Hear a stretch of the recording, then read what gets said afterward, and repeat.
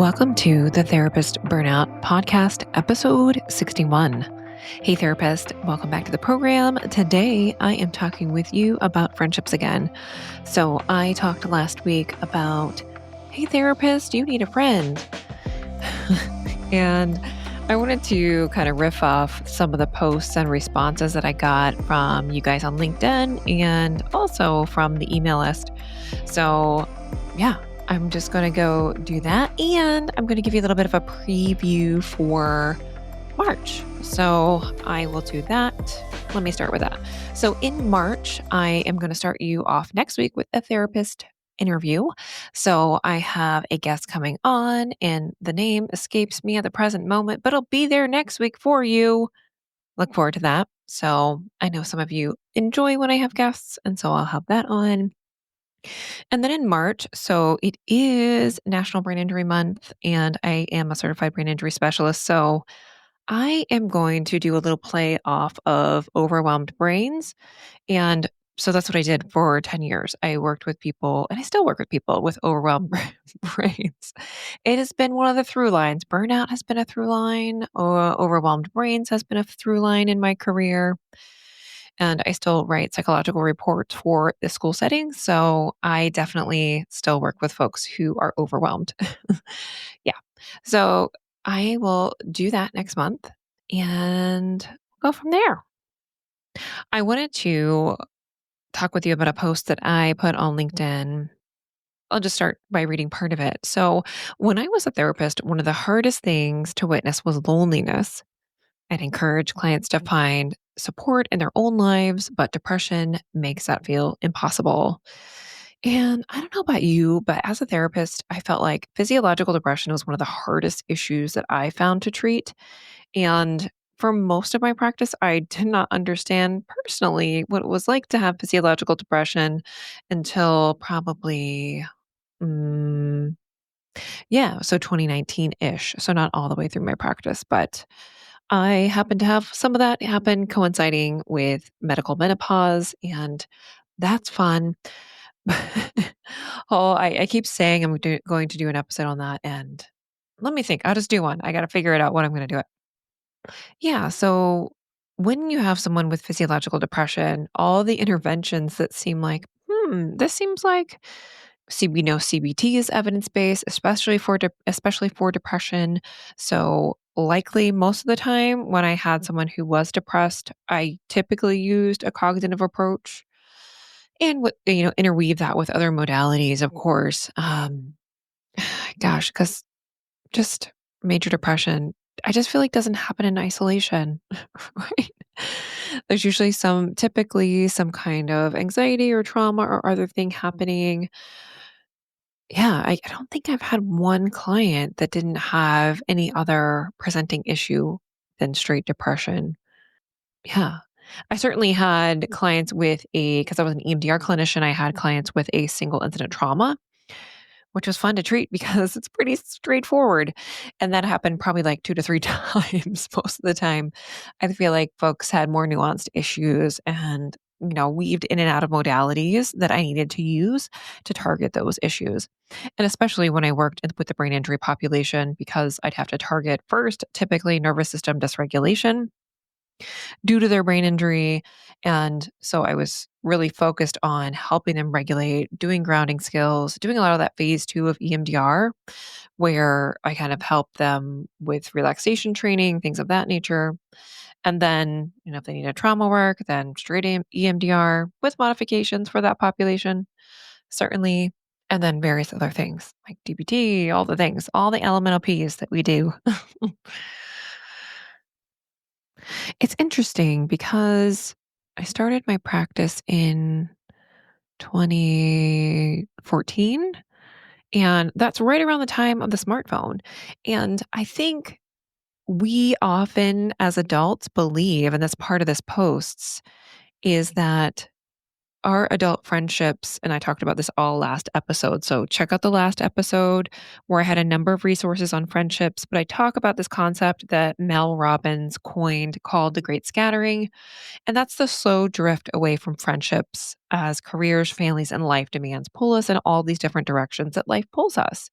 Right. And so last week I talked about how when we're in school, friendship is just effortless because we have the same people in our class, we have the same people in school, and there's just these natural social structures that support our relationships. Whereas when we become adults, that changes. So we don't have the same built in structure that we had before. Right. So I talk about that in depth last episode. So that's episode 60. Check that out. I think we have the belief that friendship should be effortless, that we should be spontaneous. And I think there's parallels here between dating culture and friend culture, right? It's just if they're the right match for me, then it's just going to happen. Or if they're the right friend for me, then it will organically happen. And part of that is true, right? You need to have a level of chemistry. You need to have a level of compatibility with someone if you're dating them or if you're trying to be their friend. So I think friendships and romantic relationships, there's so many parallels that we need to think about. So I talked about proximity. We need to be close to that person. We also need to have that vibe or the chemistry, and research does, point to this. That has to be there. Also timing, is it the right time? Are they in a similar life stage? All of those things. Whereas when we're younger, we go through the same folks in school and we're in the same life stage as them, but that changes when we're adults. So I posed this on a LinkedIn post. What if friendship as an adult just requires a new strategy? So instead of waiting for those invites, we send the text. Instead of assuming we're excluded, we initiate the plan. Instead of seeing it as rejection, we see it as logistics. And that's tricky, right? It's hard when you don't get a text back from somebody and you ping them again and ping them again. And it's hard not to feel like that's rejection. But I think what a lot of the research is telling us and thinking about how communication and relationships have changed since 2010. What happened then? Everyone got smartphones. Everyone instantly became busier because we have so much information coming at us. When I was in neuro rehab, when I was in training, I I had gotten my first smartphone. And when I was in training, we're like, wow, there's this memory compensatory strategy right here that someone can carry around. And now, yes, those tools are there, they're on your phone, but you know this now. We all know this now. That phone is a huge distractor and it overwhelms us. It overwhelms us with the media that's coming at us, it overwhelms us with negativity from social media. And so we have to think about these strategies where we have to take our time back and take our relationships back and being intentional with our relationships. So while we can see it as, yes, it's logistics, but we're also bumping up against a cultural shift dynamically that is just different than any other time in human history, right? That a lot of people are not reaching out and they're using this device as kind of fake connection through social media or through texting or through likes or whatever. So I say in this post, the rules of connection have changed, but that doesn't mean that deep friendships aren't possible. I think when I looked at some of the data that I discussed last week, I felt like it's hopeless. Friendships just aren't for me. And legitimately, in my own therapy sessions, I have been talking about this for years. 4 years that I feel like something is wrong with me, that people don't like me, that I don't seem to form these deep friendships. Yes, I have surface level acquaintances and work relationships. I work fine with people, or so I think. I think I do. um, but not that deeper level connections that I've desired. And perhaps I needed that shift. I mean, this shift, it was like one of those ideas when I heard this podcast and then I started, getting into the research, and I haven't completely read Dr. Franco's book on called Platonic, which I've mentioned several times now. So I probably will do another episode on friendship after I read that book because I'm just like, hey, we're talking about friendship again because it's so important to everything we do. See that I'll probably do it after March or something. Who knows? I could always change my mind because this is my podcast. I can do what I want. I asked this question: how have you navigated friendship as an adult? What's worked for you? And most people didn't really answer that question, which is fine. Uh, Melvin Varghese, who I love, who has the Sell on the Couch podcast, says the shift in adult friendships is real and it's easy to feel isolated or like you're doing something wrong when those connections aren't as effortless as they once were. But as you said, it's adjusting our approach. And so he said, I love this recommendation. I found that actively initiating plans, whether it's a quick text or simple coffee invitation, has made all the difference. Sometimes it's as simple as putting the effort and understanding that friendships, like everything else in adulthood, takes intention. He says that having a small ecosystem of friends that I have calls with, I've found this really helps to build depth and connection versus trying to do a whole bunch of calls and not reconnecting for many months. So I have really, before, I know Melvin has posted about this, but it's just, serendipity, right? All this stuff is coalescing for me that he's been mentioning this too, like in his posts, but not explicitly. But I just found like this is my growth edge for 2025 to curate my small group of people that I'm going to try to go deeper with in 2025. So if you're one of those people, feel lucky. Okay. Another person said, the great scattering reflects our reality, reminding us that adult friendships require intentional effort. It's a powerful reminder that it's about not about rejection, but rather logistics. Also, another person said rejection happens frequently in the adult world of friendships, although it's the non personal kind of rejection due to how busy everyone is. And if rejection is especially difficult for us, that's a recipe for loneliness. Very true. And I think Marie Vac Back a kiss. I think I'm getting her name so wrong, probably. She's saying that this is a tricky one. So many people value the other initiating and they feel deep rejection. I can see the importance of reaching out and see so many people fail their friendships and loved ones by not reaching out. And other times they're overwhelmed and unable to. It's very tricky. And I can see that when like I've struggled in depression or when my clients have struggled, that they are literally unable to do that. They literally have no energy for that. And of course, right, with depression, we see the world differently. We literally see it as rejections everywhere. I try and no one responds, and that's like, I must not be worthy. All the things happen. And so, yeah, I don't blame them for that. But I think when you come out of that mode or when you're out of an episode, then trying to really capitalize on the energy you might have in that particular moon state to form those relationships so that if that happens, you have a group of people that are right there ready to kind of help you out and notice, like, I've noticed something's different with you. Do you want to get together? So then they start initiating. That is my hope.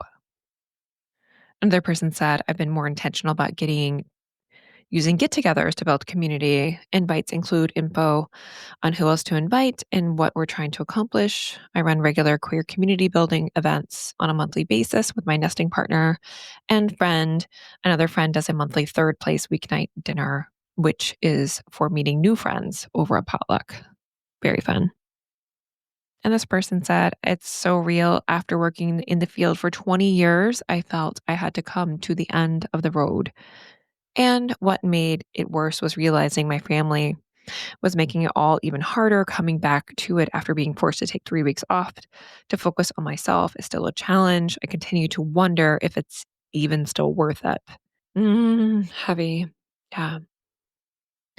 And this person also said, it really hits home with how I approached loneliness for a long time. I assumed the lack of invites meant people didn't want to hang out with me, that I was being left out. But when I finally started putting myself out there and making plans, I realized no one was really planning anything either. Now I've unofficially created a few friend groups to get together regularly, and so many moms have thanked me just for making it happen. The world can feel lonely, but sometimes all it takes is one person to start. We can all do a little bit to feel more connected. I love that. Yeah, I mean, I think the theme here that I'm hearing is that these people have started reaching out to other people. So if that is the behavior, I'm thinking because I'm in schools all the time and I work with behavioralists, how can we help ourselves do that behavior? How can we help our clients do that behavior? How can we help them realize that it's not them?